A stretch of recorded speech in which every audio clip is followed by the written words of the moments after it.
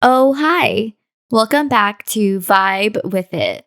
My name is Grace, and this is a space where I talk about too many things, some of which I hope you find cool, fun, interesting, and maybe even useful.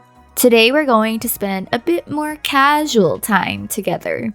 I gave you all some how to episodes, so for this one, let's get cozy and a little personal. A little philosophical, maybe?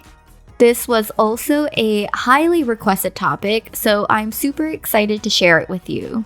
I've spent a lot of time talking about my past and who I used to be, so I figured it's probably time I share who I am today and how I like to live my life with all the little quirks it gives me. Seems simple enough, right? It's your host, Grace Chan. Oh, hi, that's me. I'm just a normal girl with a lot of stories. Some of the feedback I got was to talk about my lifestyle and hobbies and how I came about them. This felt really overwhelming at first because I honestly didn't even know where to start. I actually almost rushed this episode, but I'm glad I didn't and gave it some extra time because it actually got me really thinking about why I live my life the way that I do and not just how I live my life the way that I do. So the more I thought about it, the more I realized that everything I do today sprouted from the same seed, a seed planted many years ago. So while I try to tell you about who I am today, we still need to go back and understand what younger me was doing back then. Remember the days when you couldn't drive yet? What would you do? Maybe ask your parents or an older sibling for a ride? Or hitch a ride with a friend who got their driver's license really early? For me, I spent a lot of my early teen years on a public bus, riding through all the greater Los Angeles suburbs. I would buy a $5 day pass and venture out of the bubble of my small hometown community. I would call these little adventures. Anything that got me out of a lonely house was an adventure to me. I do have two older sisters, but I lived a majority of my childhood without them since they were just so much older and moved out. Plus, both of my parents were working. We didn't have a lot growing up, but we had enough to live a meager and still comfortable life. Throughout high school, I lived in a 2-bedroom apartment with my parents and our old family dog. It was rare for family vacations, so I turned everyday life into adventures. But this usually looked a little different than what you might be thinking. It looked more like being grateful for the few steps it took to get to the communal pool in our apartment complex. Or how my window faced the right direction to allow lots of sunlight into my room. Or being able to take my dog on a walk where I could stop by the local donut shop to grab a sugar donut and a Thai iced tea. Or even waiting to cross an intersection, which so happened to be the perfect time to watch the palm trees swaying above me. I mean, it was only a matter of time when I started to think about what else I could do. I wanted to see more, experience more. It was nearly impossible to dream about grandiose vacations, but I don't know if I was ever really looking for that in the first place. I was looking for something that could fill my cup and thirst for adventure, but in the small ways. That's how I started riding the bus on $5 day passes. I didn't even have an iPhone or Google Maps at the time, but somehow I still got around and discovered some of the most amazing hidden gems, at least to me. There was the best tasting gelato in downtown Pasadena, a tucked away thrift store with excellent finds in San Gabriel. But it wasn't just the cool places I found that kept me coming back on the bus. It was the feelings I got. like the crunch of the sand under my flip flops while exploring the Santa Monica boardwalk, or the way the world seemed to shift as soon as I entered the Little Tokyo shopping and food plaza, or how the sun poked and played with the trees as I zipped by on the train. I loved these little things. I loved relishing in these small details that helped create the experience but are often overlooked. I like to call them little moments. I was so serendipitous at the time, but as I grew older, I started putting a lot of my time and energy into school and work. I mean, y'all know from my last episode. And if you don't, maybe you should go back and listen to it. But straying away from this serendipitous mindset ate away at me throughout college. I always had a weird, unsettled realization that I didn't have any hobbies. So when I got to grad school, I really wanted to change that.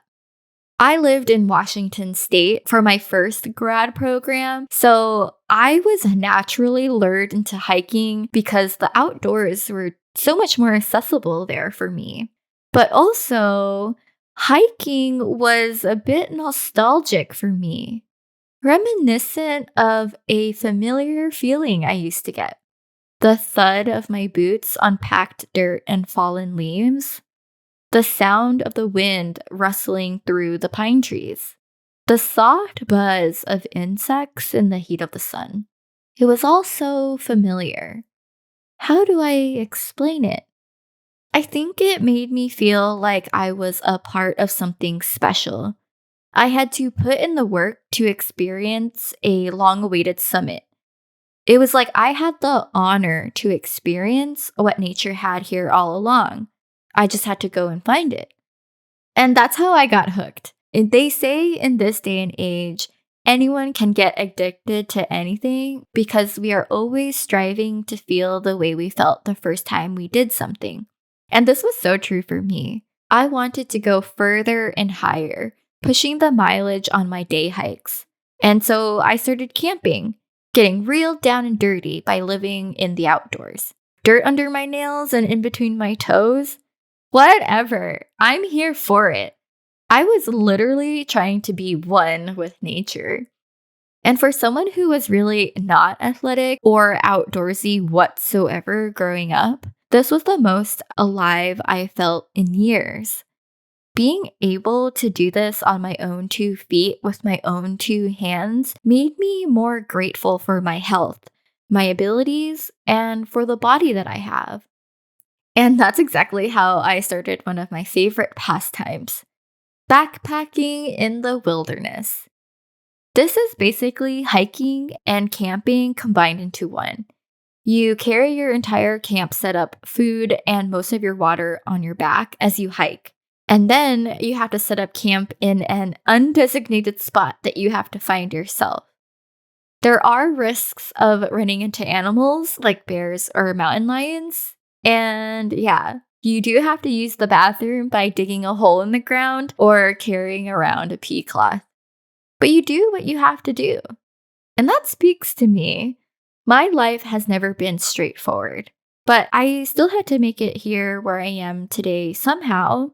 A lot of getting through life for me was making sacrifices, being let down, and hunkering down to just do it. It also meant putting my pride and ego away, listening to my body, and getting my priorities straight so I can move on. For example, backpacking is all fun and games until something doesn't turn out the way you hoped. Something that actually threatens your safety. On a recent trip, me and my fiance went to the Trinity Alps Wilderness in California with a good friend. We brought our 2 dogs, Koji and Maple, who have been on several camping, hiking, and backpacking trips with us in the past. Koji is a 4.5-year-old red merle border collie who I raised since he was just 8 weeks old. I was a single dog mom for quite a while since I lived alone in Washington, so our bond is strong and special. He's been on outdoor trips like this with me since he was 4 months old. He is literally the smartest dog I've ever met and always keeps a close eye on us if we're all hiking together as a group. It's that magnificent herding instinct that's ingrained in his DNA. Honestly, I trust him with my life, and I think the feeling goes both ways. Maple, on the other hand, is a 3-year-old super mutt with a bunch of big guard dog breeds in her tiny 30-pound body. She has German Shepherd, Pit Bull, Rottweiler, Chow Chow, Doberman, but also Golden Retriever, Boxer, and Small Poodle in her. She is the sweetest yet fiercest dog who I know will protect us if an intruder came into our campsite. She has been on hikes with us since she was just 3 months old. She definitely learned the ropes from her older brother Koji, whom she just adores and loves a lot. So for both of them, going outdoors is something they really love. And this backpacking trip in Trinity Alps was definitely not their first rodeo. But the terrain was tough and the heat was extreme. And both dogs ripped their paw pads and couldn't walk anymore because of the pain. In moments like these, when you are in the wilderness with few supplies and nothing but what you packed in your bag and your own body, problem solving becomes very real. We had driven upwards of 4 hours to get here, and we only hiked about 5 miles up the mountain, and we hadn't even gotten to the lake, which was just another measly 2.5 miles more to go. But Koji couldn't even stand long enough to use the bathroom, and that's when I knew I had to make some tough decisions. We decided that we would camp one night and prepare to hike down the next day. My fiance would carry Koji and most of his gear in his pack, and I would do the same with Maple. Our good friend graciously took extra pieces of gear from us to carry in her own pack. So everyone's pack would be a million times heavier, but we just had to do it anyway. It was really hard not to be upset that I hadn't even gotten to the top or to see any of the lakes that we were promised. Hell, I was willing to keep pushing onward and do the extra 2.5 miles, even if I had to carry Maple in my pack. I was ready to carry more than 50 pounds on my back if it meant I could see a goddamn lake. But these moments force you to understand your priorities, even if it means missing out on something you were really looking forward to. So, what do you do in times like these? How do you still find the little moments that make the experience better? For me, it was just going with the flow, just vibing with it, if you will. So, I never got to see the lake, but at least I still got to spend time in nature and share the experience with my fiance and friend. Yeah, my pack was insanely heavy, but now I knew I was strong enough to do it and that I could do anything else that life threw at me. And nothing will beat the small gesture of pure trust when Maple, sitting in my pack with her head poking out, gave me a lick on the cheek and then put her head on top of my head, like in her own way of saying, "Thank you, Mom." And don't get me wrong, most trips are simply amazing. I just got back from a girls' trip, but instead of partying in Vegas or some other spring break type vacation, which are also fun in their own respects, we were out in Lassen Volcanic National Park where we camped out of our hammocks instead of bringing a tent. We saw the most amazing views and swam in such cooling lakes, and nothing really beats sleeping among the trees and a star-dotted sky.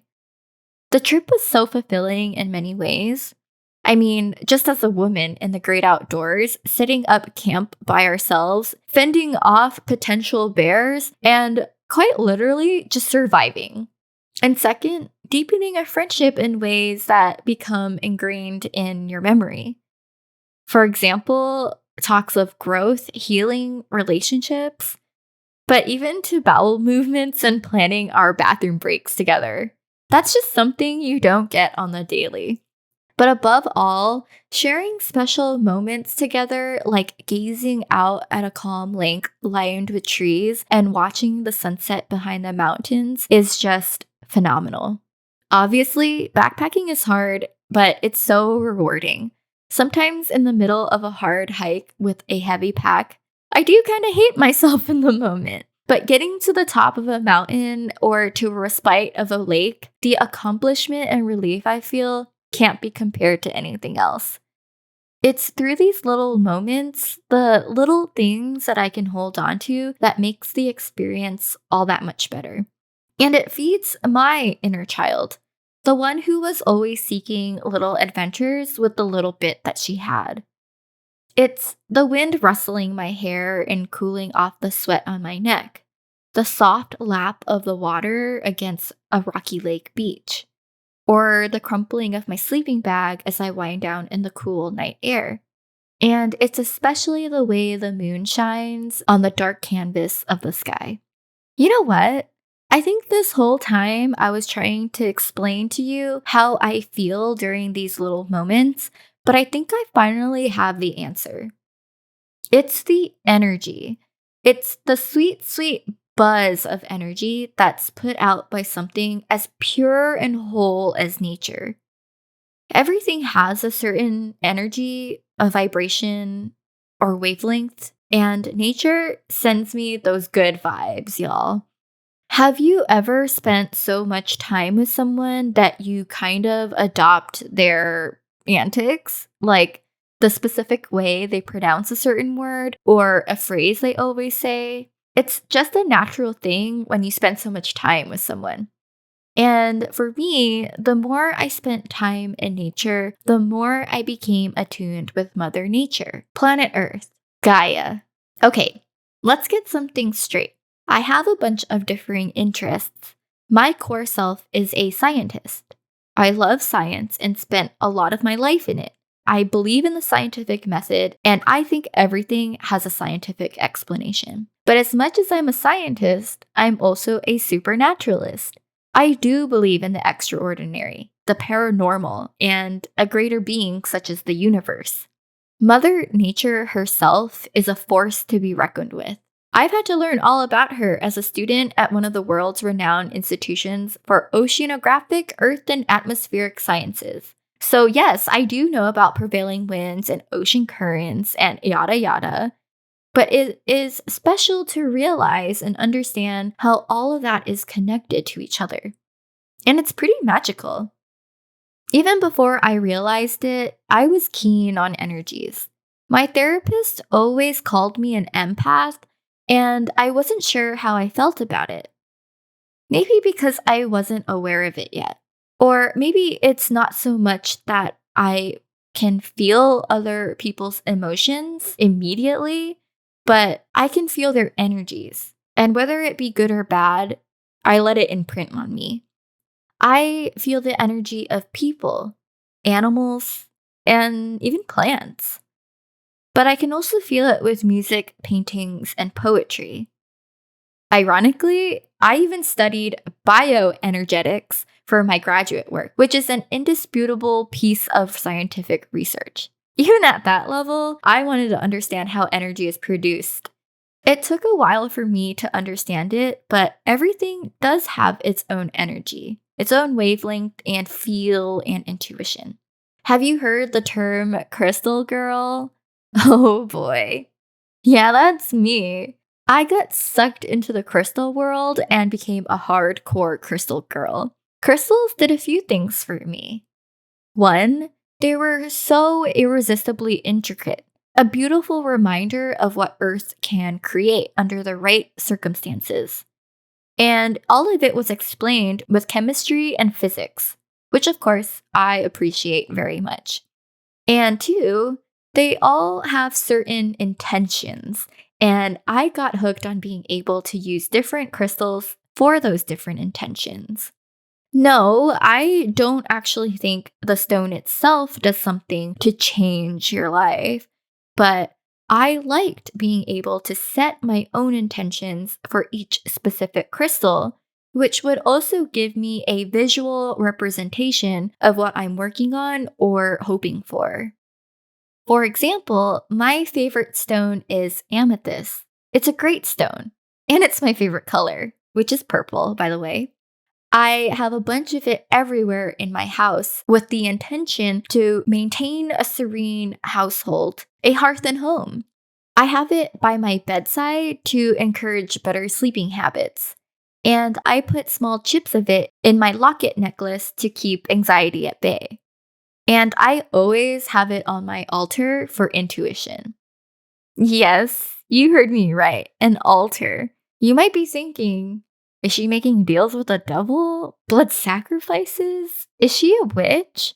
No, no, no. My altar is basically a bookshelf in a corner of my house where I also put a bunch of my crystals, trinkets, and collection of tarot cards. It's where I light candles and incense and cleansing materials like Palo Santo. It's basically a hub for my intentions. But yes, I actually do identify as a witch. Before I scare you all off, let me explain. Witchcraft isn't what most people think of it to be. And as much as I absolutely love the Hocus Pocus movies and the three Sanderson sister witches, witchcraft is really not like that at all. For me, and for a lot of people, it's simply understanding yourself and how you are connected to this world, to this earth, and to the history of it all. And honestly, I don't really do much as a self proclaimed witch, but I do love to celebrate the Sabbats. Sabbats are 8 moments across the year that mark special or important changes in nature's cycle. Something, of course, I am drawn to. For example, the Sabbat Lunasad was the first Sabbat I ever celebrated. It's a day in early August that marks the beginning of harvesting season and the midway point between the summer and fall equinoxes. Historically, ancient farmers and agriculturalists had to harvest wheat and other crops to stock up for the upcoming colder months of autumn and winter. So they honored this time of year as life transitioned with the seasonal changes. And that's exactly what I mean by connecting with the world. I love learning and reminding myself of how our ancestors survived just by understanding and listening to Mother Nature. That's why I'm so drawn to witchcraft, because so much of it is based on Mother Nature herself and understanding how so many things in life are connected. I like to celebrate the Sabbats in ways that are special to me. Since I'm usually really busy or honestly just really tired, a lot of my celebrations are miniature, like lighting colorful candles and maybe pulling a tarot card. It's also a good reminder for me to cleanse the house. And this is also as basic as it gets. I'll burn Palo Santo, as I mentioned earlier, or my favorite, cedar. I'll walk around the house with it and just do a simple smoke cleanse. Or, as some of my friends have laughed at before, I'll clap in the corners of my house to dispel stagnant energy. You can call it woo-woo or hokey or whatever, but I don't care. This makes me feel good in my house. Like I said, it's the little moments and the little details that help you get through life. For me, it's the shifting of energies. And sometimes I can feel the energy shift inside me. The time spent in nature and the self awareness that comes with witchcraft has helped me understand my body and mind a lot more. Between backpacking and my little witchy practices, I've become attuned to how I feel and how it changes with the days and cycles of the year. And I try to live each day by listening to that, my body, my mind, and my own energy. These have become the moments that feed my daily life. Like taking a little extra time to rest one day, or eating food that makes me feel good and happy. Going on a walk with the dogs when my body needs movement, or giving my plants a little extra TLC when I water them.